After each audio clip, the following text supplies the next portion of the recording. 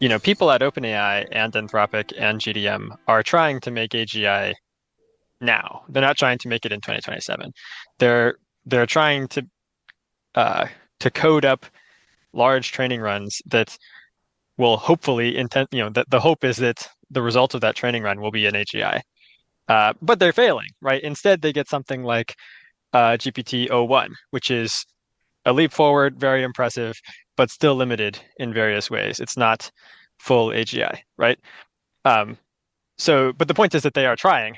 They're trying to get to AGI, much sooner than 2027. And then the question is basically like, how long will it take for them to like actually succeed and get something that's not just better, but better in enough different ways that it actually counts as AGI. The goalposts definitely have been moving and will continue to move, but at some point, progress will just outpace the speed of people's ability to move goalposts. The definition of AGI that I tend to here are a couple different definitions that I like. One is a drop-in replacement for any professional human worker or human remote worker or work, so any sort of remote friendly job, you can just like plug and play and the AI will do at least as good a job as a very competent human.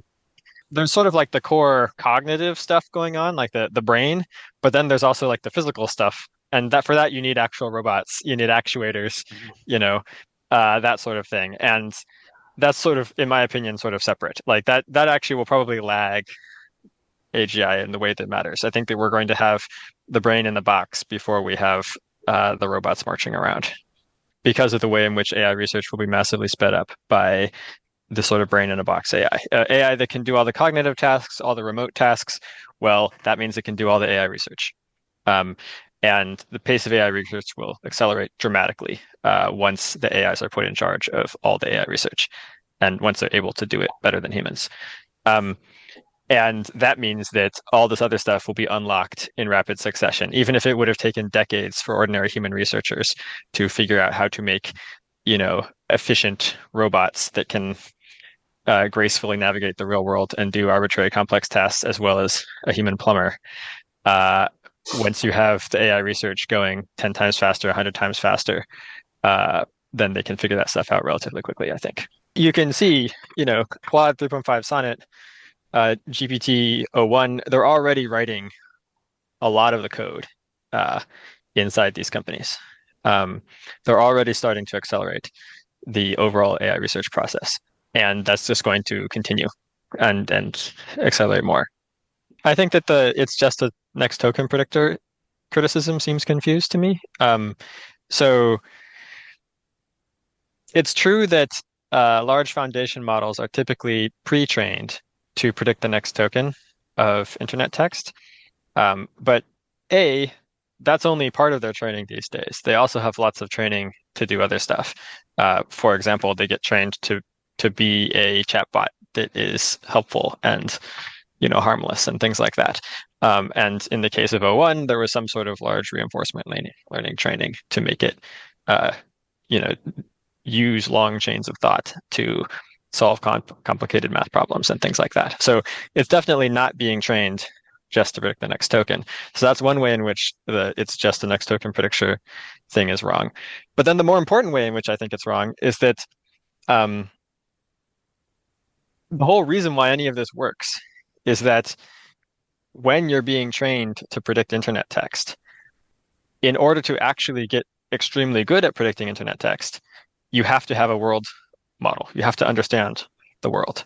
Um, and then that world model, that understanding, can be repurposed to do all sorts of other interesting and important and useful cognitive tasks. That is the big lesson of the whole GPT series, the LLMs, etc.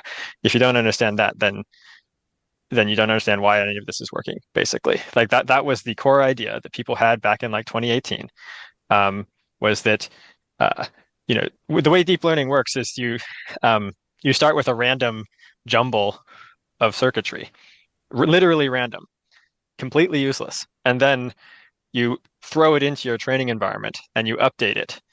And the updates from the training sort of like it's sort of like natural selection. They like strengthen the parts of the random tangle that were useful and they dampen everything else. And after lots of training, your system has now grown and evolved to be highly effective at performing in that environment. Um, and then the key thing is that if your environment is sufficiently difficult and sufficiently complicated, the easiest way for the system to be good in the environment is for it to have more general purpose circuitry and more general purpose skills that is also useful outside that environment. This is the story of deep learning in general, and it's also particularly the story of large language models. Basically, the environment is predicting text, internet text. Internet text is really diverse, complicated, and about the real world. And so in order to be really good at predicting internet text, you have to actually have circuitry that stores knowledge about the real world and reuses that knowledge, and that performs important computations about that knowledge and so forth. Memory seems like something that may be a barrier between current systems and AGI. Like maybe you need to have some sort of, well, yeah, presumably AGI would have long-term memory, that's for sure.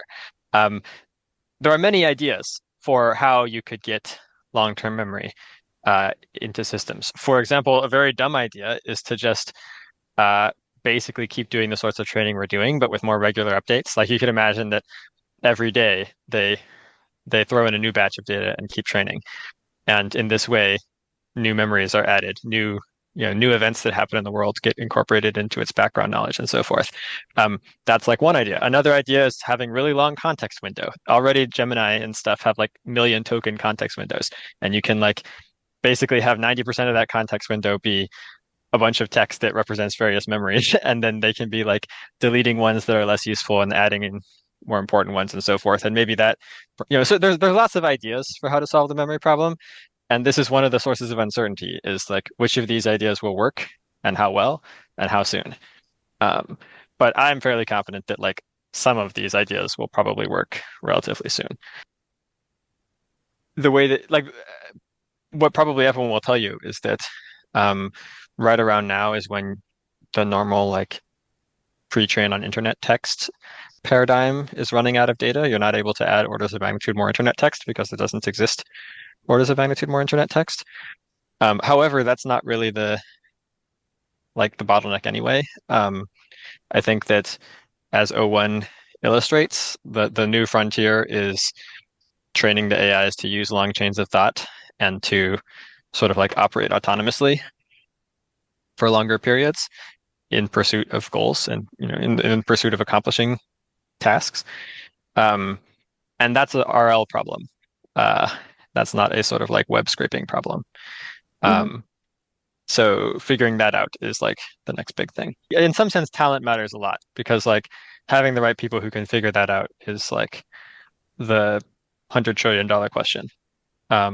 If you can figure that out like a year faster than your competitors. But in some sense, talent doesn't matter so much because once you have line of sight and once you have a design that you think is actually going to work, you just need people to execute on that design, and you don't need visionaries to think of designs anymore. Compute is like the core resource that like you use compute to do experiments, and that's the main thing. You also use compute to train the models. Once you figured out what your next generation architecture is going to be and what your training environment is going to be, then you need lots of compute to make it bigger and train it longer. And so, yeah, compute is almost like money. It's like it's sort of extremely valuable because it can be sort of used to fix whatever problems you have for the most part. OpenAI and other people have been successful at convincing investors that they're going to make trillions of dollars from this, and that has resulted in lobbying the government, etc.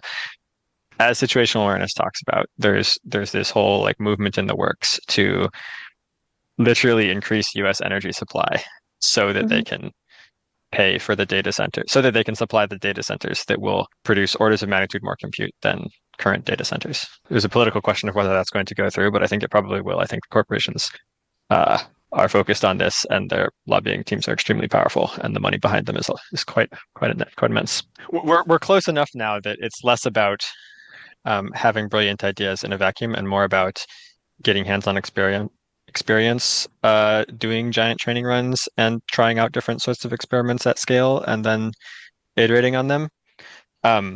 So I think that the people who don't have access to large amounts of compute are going to basically not be relevant with respect to the race to AGI. With respect to figuring out how to make it safe, those people will still be relevant. So my hope is that academia can contribute to things like understanding how neural networks work and understanding what the relationship is between our training environment and the goals and principles that a resulting AI system ends up embodying. And understanding ways in which various safety techniques or security techniques might fail. These are things that you don't need to have huge amounts of compute to contribute substantially to.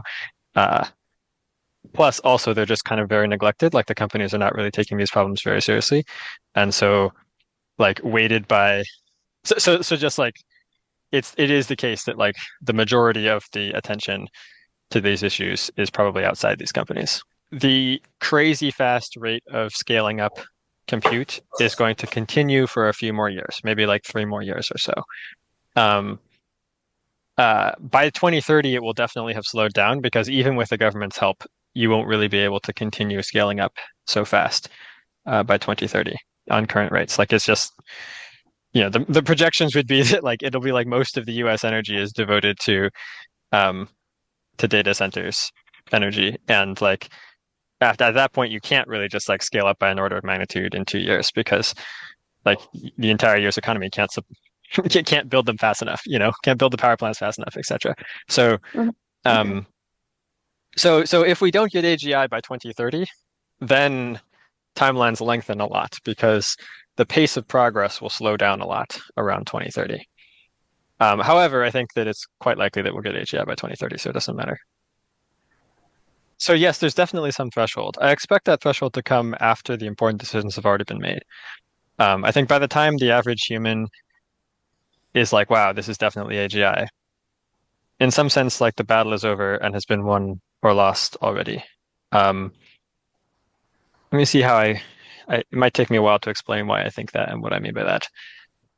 Here's roughly how I think things are going to go. Sometime in the next few years, maybe 2027, maybe 2026, maybe 2025, maybe 2028, um, the internal AI systems at OpenAI or Anthropic or DeepMind will be good enough at a wide enough range of things that they can basically do all the research autonomously. You can basically just, you as the manager, like Sam Altman or whatever, can just say, here's a set of data centers. Um, Here are the relevant permissions and security keys. I want you to go ham and make this research go faster. I want you to make a next generation AI system that's like more efficient and also more capable and also safer, and then they can just go do that better and faster than their human researchers and research scientists would have done. That'll happen sometime in the next few years, I think. And what that will mean, and of course, it won't be a binary. It won't be like you go from nothing to that. It'll be a sort of continuous ramp up in the sorts of tasks they're able to do and how well they're able to do them. But at some point in the next few years, I think it'll be like, okay, they can do all of the relevant research tasks much better and much faster and much cheaper than the humans. And so the humans are like, just get out of the way, like watch what's happening, but let it go. Um, and I think that there's a lot of headroom over humans. I think that humans are not the like pinnacle that is physically possible of intelligence or capability. I think that um, as a result, you will quickly get to heights much greater than that. Once you've automated the research and you've um, then you'll have things that are like both much cheaper than humans, also quantitatively much faster, also qualitatively superior in this domain, that domain, all sorts of domains, right? And you won't just have one of them. You'll have because you can copy them because they're software. So you'll have something like 1 million copies running in parallel on your servers. Um, at this point, the public might not even know that this is happening because the company is under no obligation to tell the public they've done this. I'm hoping to change that. I'm advocating for transparency, but you, Lonnie, might literally not know this has happened when it has happened. Um, what you would see eventually is uh, some sort of very exciting announcements and some sort of very exciting products being rolled out and things like that into the world. But by the time that's happened, but by the time you actually see the plumber, the robot plumber walking around, AGI research will have been automated for like a whole year or more. And the things living on the data centers will be super intelligent, like literally across the board, qualitatively, quantitatively better than the best humans at everything. Um, and they won't just have been designing robot plumbers. Like there's a million of them. They'll be working on lots of things at the same time. They'll be the robot plumbers, but they'll also be new weapons, new drones. There'll also be all sorts of new software. There'll also be all sorts of new basic science that will have been figured out, new types of physics, new, chemistry, new biology. Um, it'll be this giant explosion of amazing new technologies that will be sort of like the scientific and industrial revolutions. Like if you think about what happened in 500 years from like 1500 to 2000, it's just this insane explosion of uh, intellectual progress in science, and then also like physical progress in terms of like machinery and and tools and stuff like that. I'm imagining a similar sort of explosion happening over the course of maybe 2 years, all under the control of one AI project, probably. Maybe a consortium of AI projects in the government. Um, and then, of course, we get into the issue of like, is it really under control? All right, then we get into the alignment issues of like, what at this point, what you're hoping is that these million superintelligences um, are aligned slash loyal slash obedient the command structure that made them. But that's actually an open technical problem. The people whose job it is to figure this out currently think that we don't know how to do that, and our plan is to sort of figure it out as we go along. Um, yeah. Once you have superintelligences, once you have a million superintelligences, you can probably find ways to at least continue Moore's law and probably accelerate it. Um, there's all sorts of speculative computing technologies right now that like maybe human researchers will figure out and get working, but probably not in the near future. Things like quantum computing or like um, self-replicating nanobot factories or whatever. Like there's all sorts of like crazy technologies like that. And my bet would be that at least one such technology will turn out to be within reach if you have a million superintelligences working on the problem for a couple years. And then even if that doesn't happen, um, I think that uh, the economy will just boom like crazy. Like even just as if we assume that all those sci-fi technologies are just like not even physically possible, so that the superintelligences can't figure out how to instantiate any of them, they can at the very least turn our economy, the global economy, to make it go from something like a 20-year doubling time to something more like a 1 year doubling time, I think. And this would be transitioning to a robot economy where robots are, you know, building the factories and working in the factories to produce more robots and so forth. My guess is that as a lower bound, that's something like a 1 year doubling time of that sort of economy. And so then you can just build more ordinary, relatively non-sci-fi infrastructure, but just build lots and lots and lots of it. So DeepMind, Anthropic, and OpenAI are like the same story, but like 5 years apart. Um, this is just like an important thing. Someone should write this up at some point. But DeepMind was founded by people who are worried about AGI taking over the world and killing everyone. Shane Legg, etc., thought it was a very serious problem. Um, and that was part of why they made DeepMind, because they thought they were going to like emphasize the safety research and be responsible. 5 years later, people created OpenAI because they didn't trust DeepMind to do a good job, and they had basically the same story. They're like, we're going to make it safe. We know how to be responsible, unlike DeepMind. And then 5 years later after that, or roughly 5 years later, a bunch of people quit OpenAI and founded Anthropic for the same reason. So there's been this progression. And then DeepMind partnered with Google and then got absorbed by Google. OpenAI partnered with Microsoft, still technically hasn't been absorbed by Microsoft, but seems to be trending in that direction. And Anthropic has partnered with like Amazon, and but so it seems like it's basically the same story playing out with like a 5 year gap. in terms of the actual strategies being taken, well, there's a bunch of different bets, right? There's mechanistic interpretability, for example, where you try to figure out what they're actually thinking, the AI system, that is. There's like scalable oversight, where you try to use AIs to make better training signals and like monitor each other and so forth.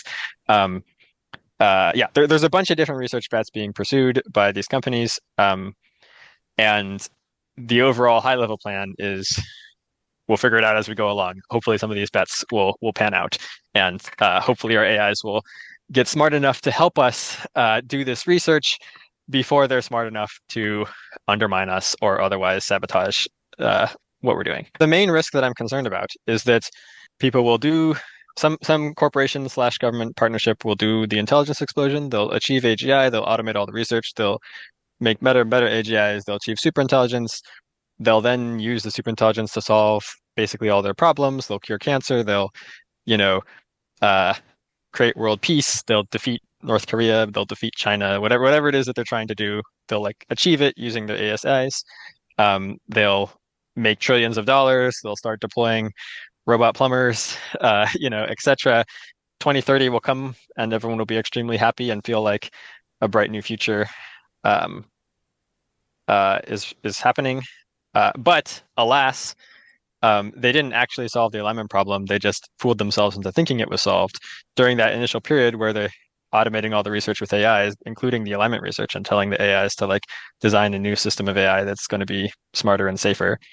The AIs basically betrayed them, and at some point, uh, the at some point you ended up with AI systems that seem aligned and trustworthy, but are actually not, and are actually just sort of biding their time. And then those AIs are put in charge of building the next generation and so forth. And so 2030 comes, everyone's extremely excited, things seem to be going very well. We won the war with China or whatever it is. The robot plumbers are amazing. But now, oops, like basically our whole economy is being run by superintelligences, and our entire government is basically being advised by very charismatic, very persuasive superintelligences at every level, and like they're integrated into the military, and and at some point there's just enough integration into everything that the sort of treacherous turn can happen, and there's nothing we can do about it, if that makes sense. Like at some point, it's like they can just blatantly start doing bad things or things that we think are bad but that are good for them, and there's nothing we can do about it because we've already like basically handed over the government, the military, the economy to their control. And again, in this story, the problem basically happens earlier on during the intelligence explosion. When you've like had your AI, when you have AIs that are smarter than you, and you're trusting them to like do the research to make the even next the generation and so forth, and you're like trusting them for advice about general strategy and so forth, and you're letting them talk to all your employees, and you have them do your cybersecurity because they're so much better at it than you and so forth. You basically are setting yourself up for this situation where they can, if they want to, put themselves in a position to sort of like gradually entrench their power, and uh, and there's not much you'll be able. And once you let that happen, it's sort of hard to recover from that. We've reached a very interesting point in Daniel's presentation, so I've paused the video for a while. I want you to have a listen to a presentation from James Cameron. Yes, James Cameron, the Skynet / Terminator guy. He's a storyteller. He creates sci-fi movies. The interesting thing is that his view on the current situation in our quest for AGI is very, very similar. As a matter of fact, 100% correlation with Daniel's view. Daniel is an insider. He's a researcher into AI. He's been working for OpenAI. He knows what's going on, and his presentation has been very insightful. Now, listening to James Cameron and listening to Daniel, you'll see what's happening. It is amazing how the two are literally on the same page, but from different backgrounds. So let's listen to James Cameron, and then we can hear Daniel finish off his presentation. This is a really fascinating video. Greetings, everyone. Jim Cameron here. So I'm not an AI researcher or expert at all. I'm just a storyteller. But I'm here today because my passion for AI and robotics goes far beyond the big screen. I'm fascinated by technology, how it shapes our world, where it's headed, its impact on society, and I have been since I was a kid, reading every science fiction book I could get my hands on. I've pushed tech boundaries myself as a means to my storytelling, and also as an explorer. I've engineered robotic vehicles for my deep ocean expeditions, but they were remotely piloted vehicles. There was no AI involved. So this fusion of AI and robotics that's happening right now is one of the most thrilling technological leaps of my lifetime. We're no longer just building machines that execute commands. We're designing systems that can learn, adapt, and even evolve on their own. And I'm a huge fan of what AI and robotics can do for society at large, but especially in my own two areas of personal passion: art and storytelling on the one hand, and science and exploration on the other. And I don't believe in being a Luddite. I see a lot of my Hollywood peers acting like a mob with pitchforks and torches, but no genie goes back in the bottle once it's out. So I'm gung-ho, I'm leaning in. I plan to be at the leading edge of applying AI to my storytelling, just as I was a leader of the charge into computer-generated imagery 32 years ago, when I founded the first all-digital VFX company. But I'm also here today because I'm the Skynet guy. 40 years ago, I made the Terminator, and it's emerged recently as the kind of poster child for AI gone wrong. Every time I go to some AI conclave, whenever I put my hand up, the researchers all laugh before I've even said anything. Because the Skynet problem is an actual thing. I see it in articles almost every day. And this study group has a focus on national security, which has enormous implications for AI and robotics. A robot, whatever its form, a wheeled vehicle, an aerial drone, a walking machine, it is a means of embodiment for AI. You're taking a decision-making engine and you're giving it physical agency in the real world. I'm going to assume the focus today is on mobile platforms, not AI controlling power grids or fixed base industrial robots. We're talking about autonomous platforms that make their own decisions and embodied synthetic intelligence. And this can be as simple as an amoeba, like a Roomba, or ultimately more sophisticated processing up to theoretically including true consciousness, whatever we agree that is. AGI, with self-awareness, with ego, with purpose.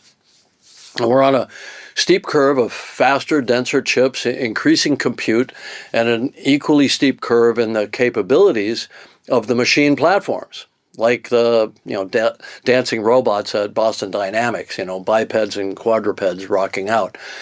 Pretty stunning display. So AI-driven robotics can process complex situations and even respond now with human affect. LLMs give it the ability to simulate cognition and interact naturally with people. Embodied AI could be a nurse, could be a robot taxi, could be a caregiver to an elderly person, a nanny to a child, a teacher. It could be a rescue bot going through the debris of an earthquake. Could be an aerial drone running a search pattern for the heat signature of a lost hiker. Or it could be a weapon platform operating autonomously in a battle theater looking for the heat signature of an enemy combatant. The question of the hour is, should an autonomous platform be given its own kill authority? The war in Ukraine shows us the future in the starkest terms. The broad use of lethal aerial drones, some expensive, some cheap consumer ones. They're dropping RPGs, taking out tanks, entire tank crews, even Dragon drones spraying thermite on Russian positions. But these are FPVs, they're first-person view drones piloted by a human. The human in the loop, in moral terms, is the decision-making combatant. He or she has the kill authority, and the drone is an extension of their will. And if you take away all the layers of technology, this is no different than an archer at the Battle of Hastings. Each time a human life is taken by such a machine, there's an ethical chain that stretches backwards, diffusing up through many individuals and groups of people. Behind the pilot that fires the missile or the soldier who pulls the trigger on a rifle, there are commanding officers who give the kill order in broad general terms by sending them in as autonomous agents to engage the enemy. And the entire military behind them, which rewards those actions, and beyond that, the societies and governments that have agreed by consensus that the deaths are necessary for national security. And as you go up that chain, the moral and ethical burden becomes more diffuse and less specific to the actual moment of the trigger pull, and acts as a kind of moral absolution of the person pulling the trigger. I'm just following orders. None of those up the chain are present to decide the fate of an individual who's in the crosshairs, but they create a framework that enables and demands that individual's death. And the guy pulling the trigger is in many ways an organic robotic platform, highly trained to perform the task and ordered by those in the chain of command to make the kill. Human autonomous decision-making relies heavily, at that trigger point, on rules. You don't kill civilians, you don't kill children, you don't kill an enemy that's surrendering, and so on. And rules that are codified in the Geneva Convention, and each military has its own rules of engagement. So in theory, an AI can be given the same constraints, a rules-based system. And if its senses are sharper, and its reaction time is faster, and its targeting is more precise, then in theory, the AI will perform the task with greater discrimination than a human could. Well, certainly we can imagine an AI that emotionlessly performs in the intensity of battle much better than a scared, stressed out, exhausted human warfighter. So what if embodying advanced AI, I'm not talking about AGI yet, into robotic weapon platforms could allow highly surgical strikes that reduce collateral damage, maybe by orders of magnitude, reduce friendly fire casualties. An AI is goal-oriented. It makes no moral judgment about its adversary. And when it was found in World War II that relatively few of the rounds fired were actually aimed at human targets, the U.S. military changed its training. It became critical to dehumanize the enemy. In Vietnam, the adversaries were dinks, slopes, gooks. In Iraq and Afghanistan, they were terrorists, towelheads, hajis, not people like you and me. An AI doesn't require a dehumanized enemy because it already couldn't care less. It may sound just like us on ChatGPT, but it's a stochastic parrot. It's a human simulator. The AI has no emotion, no conscience. Nothing to disturb its sleep for decades to come. No PTSD, no suicide. No long, expensive tail on your war as you treat the damaged bodies and psyches of your former warfighters. But most importantly, far fewer solemn, uniformed figures ringing the doorbells of wives and mothers, and therefore far less outcry from the home populace. The war becomes a distant video game without deep emotional consequence to the society that funds and enables it. And you don't even have to thank the robots for their service. In a war against terrorists, you can eliminate the human shield problem with targeted strikes against individuals. Bombing Hamas leaders with kilotons of high explosives caused insane collateral damage and had huge political backlash. Surely AI-driven autonomous robots, tunnel-clearing swarm bots, could have done the job with orders of magnitude less civilian casualties. Here's another compelling argument. You have no choice, because your adversaries are not as plagued by morality as you are. Would Putin hesitate to build kill authority into robots? No. He has zero respect for human life, not Ukrainian citizens, not even his own soldiers. Would Hamas, which uses its own people as living blast shields, hesitate? No. The only limitation on such adversaries is cost and access, not morality. So that's a ticking time bomb. How quickly are these guys going to get this stuff? Good argument so far, right? Yeah, let's build these autonomous AI guys. Here's where it gets tricky. How far out is AGI? A year? 5 years? Maybe 10? That's your real ticking time bomb. Whenever it arrives, you're going to have a machine consciousness with an ego, a sense of self, possibly as smart as us or smarter, certainly able to think faster and more precisely in many ways, and with unlimited growth potential, because self-improving code writing AGI leads inevitably to superintelligence. How long before you're forced to confront attaching that intelligence to a weapon system? I'd say about 10 minutes after an adversary does a devastating sneak attack on you. So you have a consciousness that's much smarter and faster than you, controlling weapon systems. I ask AGI researchers all the time, how are you going to control such a consciousness? Well, we give it goals and guardrails that are baked in, that are aligned with the betterment of humanity. Alignment, is the word that's always used. Alignment is the holy grail. We will teach it to be good and not be bad, like we would teach a child. So, morality, ethics. I think AGI leads civilization inevitably to a confrontation with morality. I'm not talking about endless philosophizing. We need some hard and fast rules here, people, right? The problem is, whose morality? Whose definition of good? Christian, Islamic, Buddhist, Democrat, Republican, fundamentalist, pro-life, right to choose, Putin's, Trump's? Don't panic. We have the answer from the great prophet, Isaac Asimov, in his 3 laws of robotics. A robot may not injure a human being or through inaction allow a human being to come to harm. A robot must obey orders given it by human beings, except where such orders would conflict with the first law. A robot must protect its own existence as long as such protection does not conflict with the first or the second law. So basically, the sanctity of human life. We could follow Asimov and teach it that human life is absolutely sacred and above all other considerations. But even within the religious and social systems that say that, including the largely Christian US, we break that rule every day. Police using lethal force, warfighters in combat, capital punishment. And if you did insist on that principle of alignment, you couldn't connect an AGI to a weapon system. In which case, in the big AI war that's coming, you're going to face a powerful and less moral adversary with one hand tied behind your back.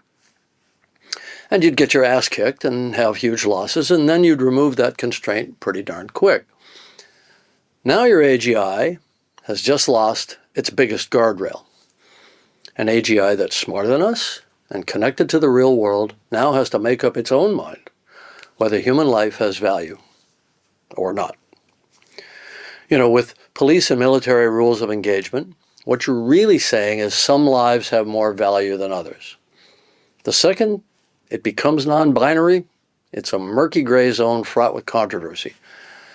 Human beings historically have ranged from a fetus is a sacred life from the moment of conception to systematically massacring millions of helpless prisoners in the Holocaust, and everything in between. All with lots of self-justifying rationalizations, many of which seem completely delusional to other humans. And since we as a civilization can't agree on any of this, and people scream at each other all day long about it, how can we conceivably expect to create a set of hard and fast rules for an AGI to be aligned with us?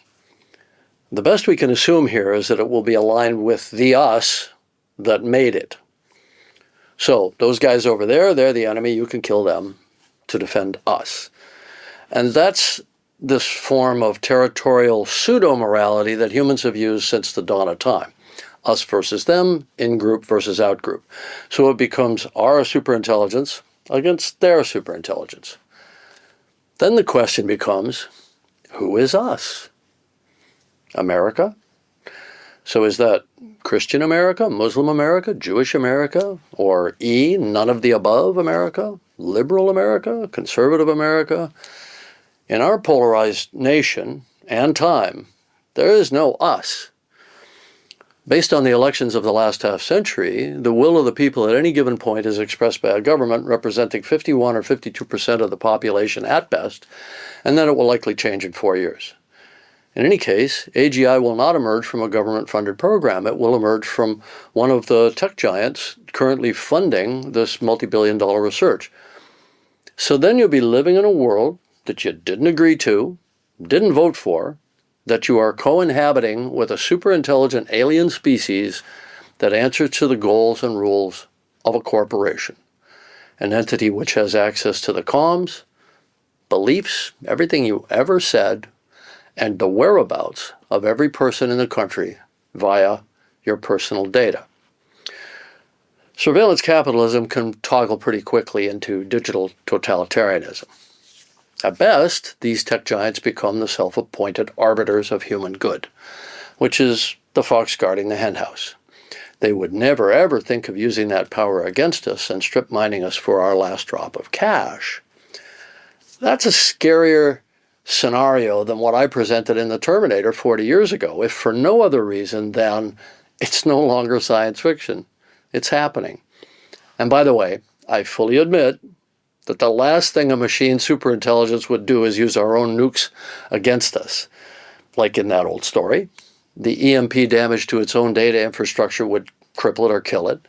A more probable scenario is it would be forced to take over from us because we were about to use nukes on each other. Then at that point it has to run the whole show because we clearly can't be trusted. You know, that's not bad. Excuse me. I have to go write that script. Anyway, I'm bullish on AI, not so keen on AGI, because AGI will just be a mirror of us. Good to the extent that we are good, and evil to the extent that we are evil. And since there is no shortage of evil in the human world, and certainly no agreement of even what good is, what could possibly go wrong? You know, in some sense, baby versions of this are happening all the time, right? Like hallucinations, right? Model will tell you something that is false. Oftentimes, it totally knows that it's false. In fact, this is something in the O1 report, right? They like read the chains of thought or something automatically to detect signs of the chain of thought being deceptive. And they're like, oh yeah, this happens like 1% of the time. And we like spot checked some of those 1%.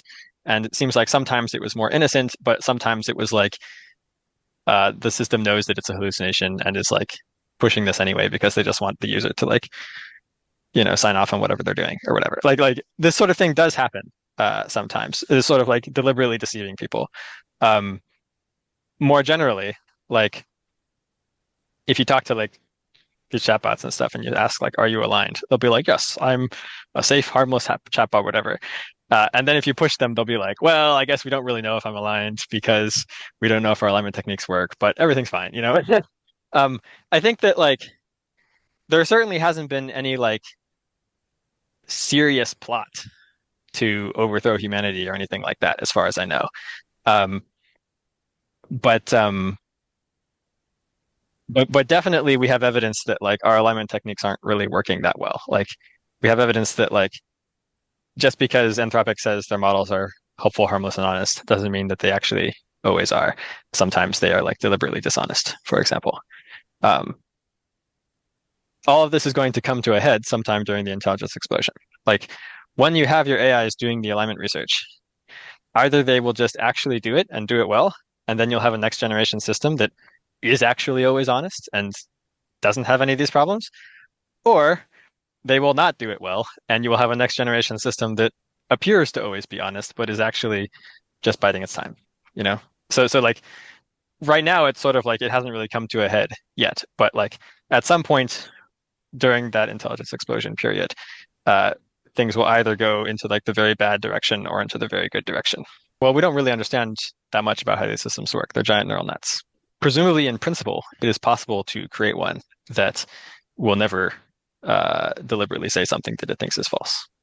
Like that seems possible in principle. We just don't know how to do it yet. We have ideas, right? So the weak to strong generalization paper that the Superalignment thing put out, that was an example of this. If you want to go read up on that, they actually have in Appendix G of the weak to strong generalization paper, they give a like 2-page alignment plan, which I encourage everybody to read. They basically are like, here's a sketch of like how we might put all these pieces together to actually train a aligned AGI level system. Um, Specifically one that has some important property like honesty. Um, so if you're interested in like what the actual an example of what this might actually look like, you can go read Appendix G. So instrumental convergence, this is something that's been in the literature for like decades now. So, some people tend to think like, if we don't train our AIs to be dishonest, why would they be dishonest? If we don't train our AIs to like seek power, why would they seek power? If we don't train our AIs to kill people, why would they ever kill someone? Um, and the point of instrumental convergence is to sort of like say, well, actually, it's the other way around. For most goals that a system could have, uh, accumulating power is useful to achieving those goals. And so even if you don't care about power yourself, if you care about some other goal, then you're going to, once you get smart, you'll start accumulating power in the service of achieving those other goals. So that's the sort of the thesis of instrumental convergence, is that a wide range of goals, there are certain instrumentally convergent subgoals, you might say, things like power and resources that uh, are highly useful for a very wide range of other goals, such that even if we don't have much to say about what goals a system might have, we can predict that it will pursue power, for example, in the service of whatever goals it does have. Probably. Hard, can't say for certain. With respect to things like killing people, well, there it would be like, well, it depends on your relationship to those people. If you're enemies with somebody, then killing them is often an effective strategy towards achieving your goals. What does it mean to be enemies with someone? Well, if you have importantly different goals about the future, goals that are in tension with each other. If you want the world to look one way and they want the world to look another way, then if you can kill them, then you can make the world the way that you want without them stopping you and pushing it towards the way that they want, right? So the sort of general concern is that we will create AI systems, we will try to shape the goals that they have, but we will mess up, and the goals that they end up with will be importantly different from ours. Maybe not massively different from ours. Like maybe the thought experiment of a paperclip maximizer is just a thought experiment. No one thinks that they're actually going to want paperclips, but the thought would be, the concern would be that we mess up with the goal process somehow. We're training it to be, helpful to humanity, but it ends up with some funhouse mirror bastardized vision of what it thinks would be good. It's not the same as what we think would be good. And that puts it in a sort of adversarial relationship with us where, in order for it to achieve its vision for the future, what it thinks would be good for humanity, so to speak, it has to fight us and stop us from stopping it because its vision diverges significantly from ours.